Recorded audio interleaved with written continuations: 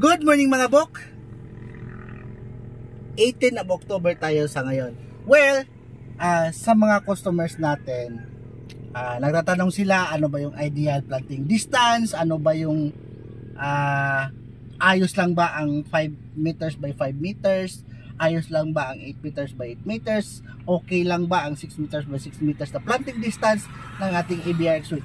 Well, I'll give you concrete example sa ngayon.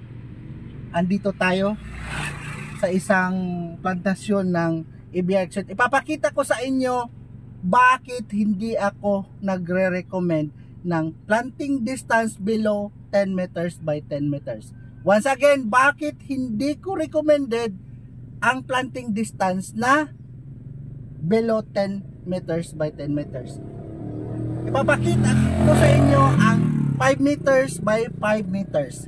Here we go. So, pakita mo my loves.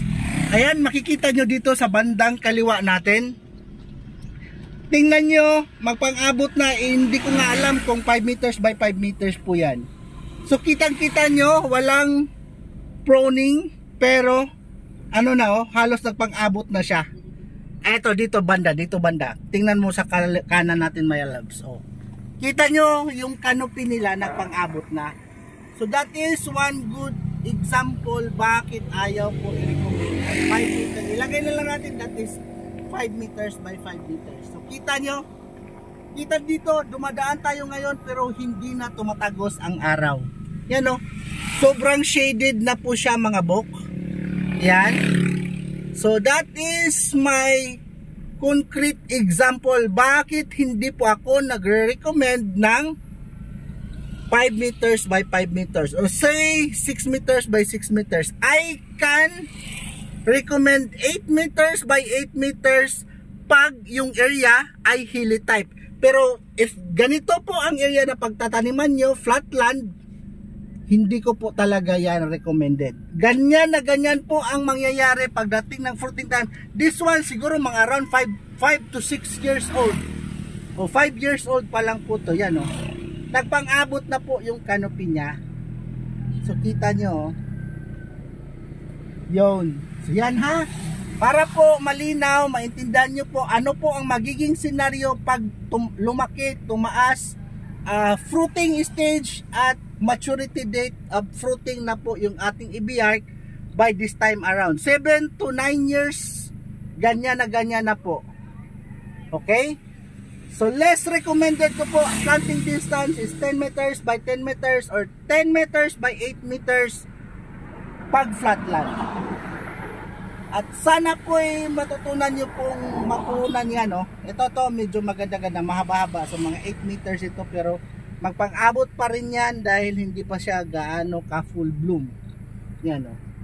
So yan po ang concrete example natin. Hanggang doon po ito. Hanggang doon po yan. Tingnan nyo, magpang-abot talaga sila. Pero pag maganda ang planting distance, kita nyo dito, maaliwalas. Okay? At sana po, ayan o, papunta pa yan doon, hanggang doon. Doon. Lahat po yan ay ABRX suite planted siguro sometime 5 years ago na ito. Nagbunga na rin po ito pero kulang sa maintenance.